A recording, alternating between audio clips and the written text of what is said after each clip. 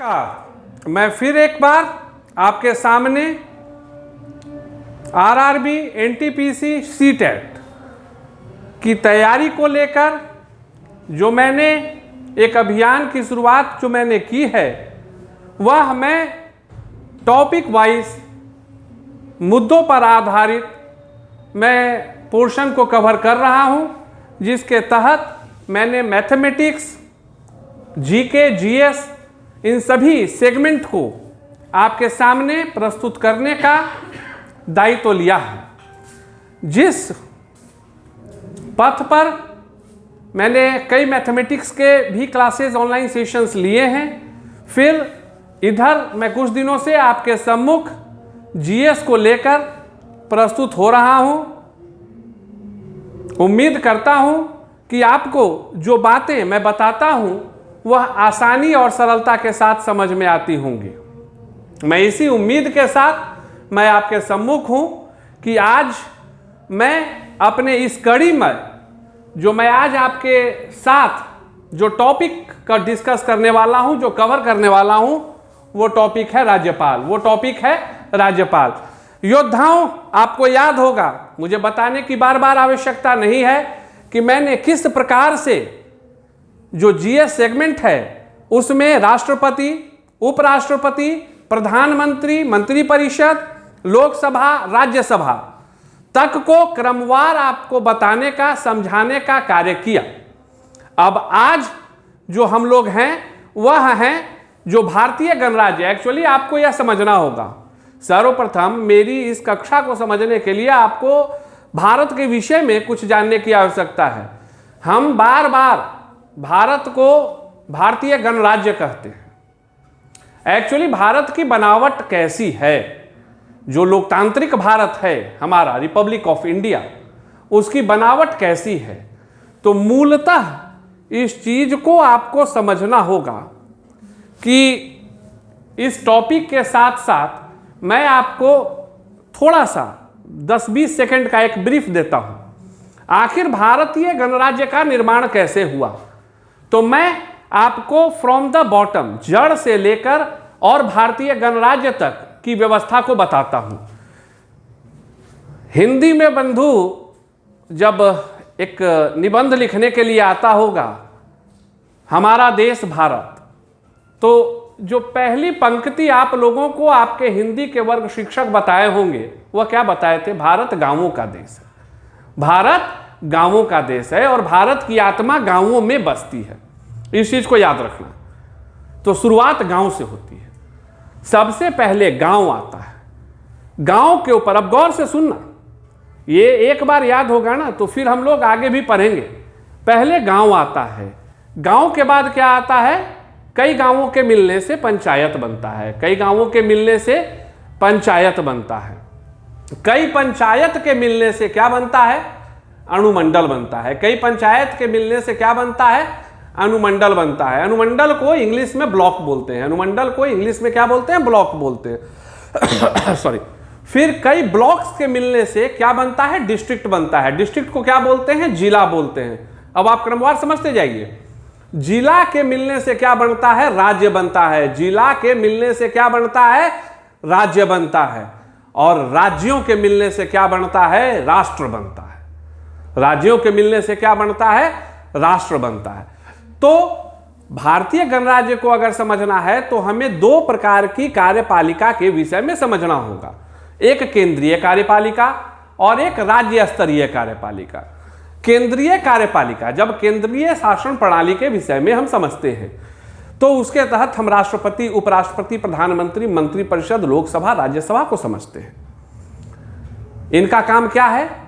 संपूर्ण भारतवर्ष, मतलब जो राज्यों और संघ शासित प्रदेशों का समूह है हमारा भारतीय गणराज्य, उसके विषय में कार्य योजना को बनाना और उसके विषय में तैयारी करनी, यह होता है तरीका। तो भाई जब राज्यसभा, लोकसभा, राज्यसभा तक आए तब हम क्या सीख लिए? हम सीखे केंद्रीय प्रणाली को। और अब जो आज की मेरी कक्षा शुरू हो रही है वह हो रही है राज्य कार्यपालिका को लेकर। तो राज्य कार्यपालिका में मैंने आपको क्या कहा था कि सबसे पहले याद रखने का विषय है राज्यपाल। राज्यपाल के नीचे मुख्यमंत्री एवं मंत्री परिषद ये कहां से आते हैं? जिस प्रकार से प्रधानमंत्री एवं मंत्री परिषद का चयन लोकसभा और राज्यसभा से होता है, तो मुख्यमंत्री एवं जो वो मंत्री परिषद का निर्माण करते हैं वो कहां से करते हैं? तो उस राज्य में दो चीजें हो सकती हैं, या सामान्यतः जो भारत में अधिकांश राज्य हैं उसमें सिर्फ विधानसभा होता है और कुछ राज्य में विधान परिषद भी होता है।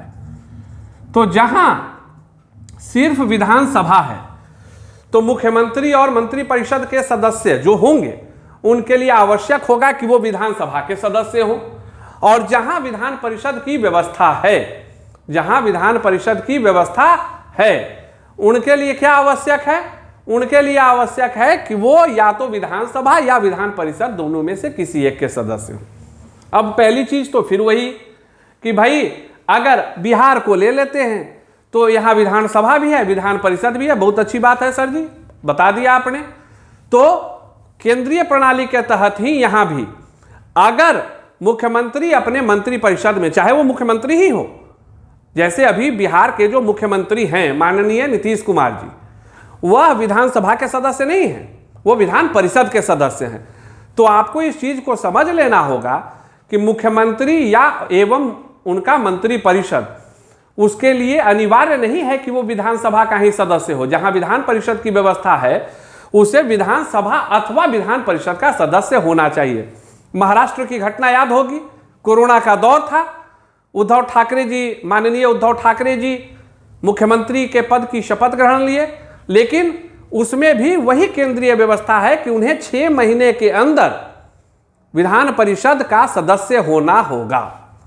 तो यही चीज व्यवस्था में, राज्य स्तरीय व्यवस्था में है कि अगर मुख्यमंत्री एवं मंत्री परिषद के सदस्य अगर विधानसभा अथवा जहां विधान परिषद है, अगर दोनों में से किसी के सदस्य नहीं हैं तो उन्हें किसी एक की सदस्यता लेनी होगी। अब जहां विधान परिषद नहीं है वहां कैसे होगा? सवाल बड़ा मजेदार है कि अगर वैसा राज्य जहां विधान परिषद नहीं है और मुख्यमंत्री का चयन एक ऐसे व्यक्ति के तौर पे होता है, एक ऐसे व्यक्ति का होता है जो विधानसभा का सदस्य नहीं है, तो आखिर वो कैसे अपनी कुर्सी को बचाएगा? जवाब स्पष्ट है। जो चुने हुए विधायक दल है, जो चुने हुए विधायक हैं, उसमें से किसी एक विधायक को अपना पद 6 महीने के अंदर खाली करना होगा और उस विधानसभा क्षेत्र से जो हमारे मुख्यमंत्री हैं उस वक्त, तत्कालीन मुख्यमंत्री, उनको चुनाव लड़कर विधानसभा में आना होगा। इस चीज को आपको समझ लेने की आवश्यकता है। चलिए सॉरी, ये तो कुछ बुनियादी बातें थी जो मैंने आपको बताई। तो अब मैंने आपको बताया कि अब जो आने वाला सेगमेंट है वो क्रमवार, आज राज्यपाल, कल मुख्यमंत्री मंत्री परिषद, फिर विधानसभा विधान परिषद के विषय में हम लोग पढ़ेंगे। आज हम लोग मुख्य तौर पे एकत्रित हुए हैं राज्यपाल के विषय में समझने के लिए। तो सबसे पहला सवाल, अगर जो बच्चे ऑनलाइन हैं उनके लिए पहला सवाल, राज्य का प्रथम व्यक्ति कौन होता है? राज्य का प्रथम व्यक्ति कौन होता है? जवाब है राज्यपाल। जिस प्रकार से राष्ट्र का, भारत का प्रथम व्यक्ति कौन होता है, तो द फर्स्ट पर्सन कौन है? वो होते हैं भारत के राष्ट्रपति। उसी प्रकार से राज्य का प्रथम व्यक्ति उस राज्य का राज्यपाल होता है। प्रथम व्यक्ति राज्य का कौन होता है? राज्यपाल होता है। पहला 1 नंबर का क्वेश्चन आप समझ लो। अब सवाल आता है कि सर राज्यपाल के पद का वर्णन कहां से आया? तो स्वाभाविक है कि तमाम चीजें जो हमारे लोकतांत्रिक व्यवस्था में हैं वो कहां से लिए गए हैं? भारतीय संविधान से उद्धृत। तो उसके तहत जो राज्य का जो राज्यपाल, जो कि क्या होता है? राज्य के कार्यपालिका का प्रमुख होता है। तो उसके इस पद की व्यवस्था किस अनुच्छेद से की गई है? अनुच्छेद 155। अनुच्छेद 155 के तहत जो है राज्यपाल की नियुक्ति राष्ट्रपति के द्वारा की जाती है। अनुच्छेद 155 के तहत राज्यपाल की नियुक्ति राष्ट्रपति के द्वारा की जाती है। ये आपको याद रखना है कि किस अनुच्छेद के आलोक में राज्यपाल की नियुक्ति राष्ट्रपति करते हैं। तो सही जवाब होगा अनुच्छेद 155। राज्य के कार्यपालिका, जो राज्य की कार्यपालिका है, उसका वर्णन भारतीय संविधान के अनुच्छेद 153 से 167 के मध्य है।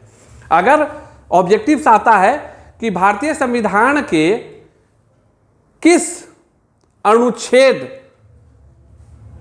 ब्रैकेट में क्षेत्र के तहत राज्य की कार्यपालिका का वर्णन है, तो अनुच्छेद 153 से 167, अनुच्छेद 153 टू अनुच्छेद 167 में इसकी व्यवस्था की गई है। चलो ठीक है भाई। अब अगला टॉपिक, राज्यपाल की नियुक्ति कौन करता है? राज्यपाल की नियुक्ति कौन करता है? हमेशा यह बड़ा ही कॉमन क्वेश्चन है जो राज्यपाल के सेगमेंट में आता है। तो राज्यपाल की नियुक्ति राष्ट्रपति करते हैं। राज्यपाल की नियुक्ति राष्ट्रपति करते हैं, इस चीज को आपको याद रखना है।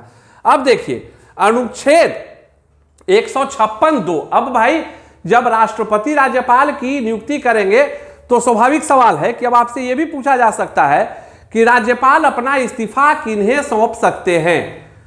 राज्यपाल अपना इस्तीफा किन्हें सौंप सकते हैं? तो सही जवाब होगा राष्ट्रपति। सही जवाब क्या होगा? राष्ट्रपति को वो पत्र लिखेंगे जिसके माध्यम से वो अपना इस्तीफा राष्ट्रपति को देंगे। तो इस बात का भी वर्णन भारतीय संविधान के 156 खंड 2, भारतीय संविधान के अनुच्छेद 156 खंड 2 के तहत राज्यपाल अपना इस्तीफा राष्ट्रपति को सौंप सकते हैं। इस चीज को आपको याद रखने की जरूरत है। अब देखिए, पहले जब भारतीय संविधान की रचना हुई तो उसके तहत एक राज्य एक राज्यपाल, हर राज्य के लिए राज्यपाल को रखा गया। लेकिन 7वां संविधान संशोधन, याद रखिएगा, भारतीय इतिहास में 7वें संविधान संशोधन के माध्यम से ऐसी व्यवस्था की गई कि एक व्यक्ति 2 या 2 से अधिक राज्यों का राज्यपाल हो सकता है। भारतीय संविधान के 7वें संविधान संशोधन के तहत यह संशोधन किया गया कि कोई व्यक्ति, कोई राज्यपाल 2 या 2 से अधिक राज्य का राज्यपाल एक समय में रह सकता है। करंट अफेयर्स का क्वेश्चन है। इसके तहत अब जो लाइव हैं, जो ऑनलाइन हैं, वो जवाब देंगे और जो मेरे लिंक को देखेंगे वो चैट बॉक्स में रिप्लाई करेंगे। इसके अंतर्गत आपको जानकारी होगी कि पौंडीचेरी से माननीय किरण बेदी जी को राज्यपाल के पद से हटा दिया गया है। तो सवाल यह है, वर्तमान में पौंडीचेरी के कार्यवाहक राज्यपाल कौन हैं? अर्थात कि अभी पौंडीचेरी में जो उपराज्यपाल की व्यवस्था है उसके लिए किस राज्य के राज्यपाल को, किन को वहां का अतिरिक्त प्रभार दिया गया है। देखिए 7वें संविधान संशोधन के तहत व्यवस्था है।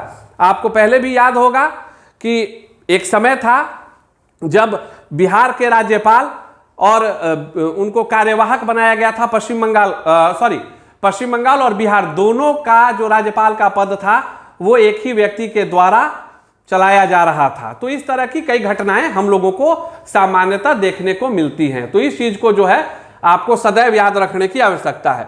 अब बात आती है कि सर ये बता दिया कि अनुच्छेद 153 से 167 के तहत राज्य के कार्यपालिका का वर्णन है। राज्य का कार्यकारी प्रमुख राज्यपाल होता है। राज्य का प्रथम व्यक्ति राज्यपाल होता है। राज्य की प्रथम महिला कौन होती है? राज्य की प्रथम महिला कौन होती है? सवाल आपके लिए है, राज्य की प्रथम महिला कौन होती है? जवाब होगा राज्यपाल की पत्नी। अगर प्रथम व्यक्ति राज्यपाल होते हैं तो उनकी पत्नी जो होती है वो राज्य की प्रथम महिला होती है। ठीक है। अनुच्छेद 155 के तहत राज्यपाल की नियुक्ति किसके द्वारा की जाती है? राष्ट्रपति के द्वारा की जाती है। अनुच्छेद 156 खंड 2 के तहत राज्यपाल अपना इस्तीफा किनको सौंप सकता है? तो हस्तलिखित पत्र के माध्यम से राष्ट्रपति को सौंप सकता है। 7वें संविधान संशोधन के तहत क्या व्यवस्था की गई कि एक व्यक्ति 2 या 2 से अधिक राज्यों का राज्यपाल हो सकता है। इस चीज को आपको याद रखना है। अब आता है राज्यपाल की योग्यता कि भाई आपने तो बताया था सर जी कि लोकसभा के लिए 25 वर्ष, राज्यसभा के लिए 30 वर्ष, राष्ट्रपति के लिए 35 वर्ष, इस तरह की बातें आपने की थी। तो क्या राज्यपाल के लिए भी कुछ योग्यता है? तो हाँ, राज्यपाल, ये भी कॉमन क्वेश्चन है जो ऑब्जेक्टिव्स में आता है। राज्यपाल के पद के लिए न्यूनतम आयु सीमा 35 वर्ष रखी गई है। राज्यपाल के पद के लिए न्यूनतम आयु सीमा कितनी रखी गई है? 35 वर्ष रखी गई है। सामान्यतः देखो भाई, फिर गौर से सुनना, मैं एक शब्द कह रहा हूं, सामान्यतः। सामान्यतः राज्यपाल का कार्यकाल 5 वर्षों का होता है, लेकिन वो राष्ट्रपति स्वविवेक के निर्णय पर कभी भी उनको पदमुक्त कर सकते हैं या राज्यपाल इस्तीफा दे सकते हैं, लेकिन कॉमनली उनका जो कार्यकाल होता है वो 5 वर्षों का होता है। दूसरा ऑब्जेक्टिव। तीसरा, अनुच्छेद 165। देखो इस चीज को समझो, अभी हमेशा कभी लोकपाल की चर्चा होती है, कभी कुछ होती है, तो कुछ चीजें हैं जो राज्यों में भी हमें विशिष्टता प्रदान करने का कार्य करते हैं। तो आपको एक चीज याद रखना है कि प्रत्येक राज्य में अनुच्छेद 165, प्रत्येक राज्य में अनुच्छेद 165 के तहत राज्यपाल के द्वारा महाधिवक्ता की नियुक्ति की जाती है। अनुच्छेद 165 के तहत के आलोक में राज्यपाल के द्वारा महाधिवक्ता की नियुक्ति की जाती है। अब ये तो ऑब्जेक्टिव हो गया कि राज्यपाल महाधिवक्ता की नियुक्ति कौन करता है, तो राज्यपाल के द्वारा होता है, सही बात है। किस अनुच्छेद के तहत होता है, तो 165वें अनुच्छेद के तहत होता है। लेकिन अब सवाल एक आता है कि कैसे लोगों को नियुक्त किया जा सकता है। अब हम जो पढ़ा रहे हैं, क्या मैं योग्य हूं, आप जो पढ़ रहे हैं वो क्या योग्य है, तो नहीं। इसके लिए भी एक पैरामीटर है कि राज्यपाल महाधिवक्ता के पद पर वैसे ही लोगों को नियुक्त कर सकते हैं जिसमें न्यायाधीश बनने के तमाम गुण मौजूद हों, जो एक न्यायाधीश बनने की तमाम योग्यताओं को पूरा करता है, मानक पे खड़ा उतरता है। राज्यपाल उस व्यक्ति को ही, उस श्रेणी में आने वाले व्यक्ति को ही अपने राज्य में महाधिवक्ता के पद पर नियुक्त कर सकते हैं।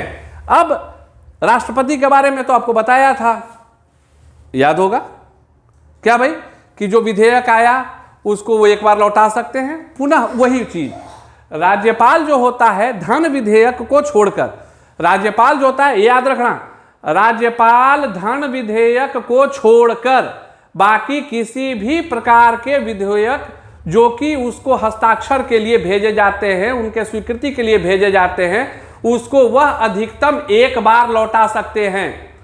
गौर से सुनिए, राज्यपाल धन विधेयक को छोड़कर बाकी किसी भी प्रकार का विधेयक जो उनके स्वीकृति के लिए भेजा जाता है उसको वह सिर्फ एक बार ही लौटा सकते हैं। अगर दोबारा उनको वही विधेयक बिना किसी संशोधन के भी उनके पास भेजा जाता है, सिफारिश की जाती है, तो राज्यपाल के लिए यह अनिवार्य होगा कि उस विधेयक को वह स्वीकृति प्रदान करे। तो सवाल कि किसी राज्य का राज्यपाल अधिकतम कितनी बार धन विधेयक को छोड़कर अन्य विधेयक को वापस भेज सकता है विचार हेतु? अधिकतम एक बार। दूसरी बार जब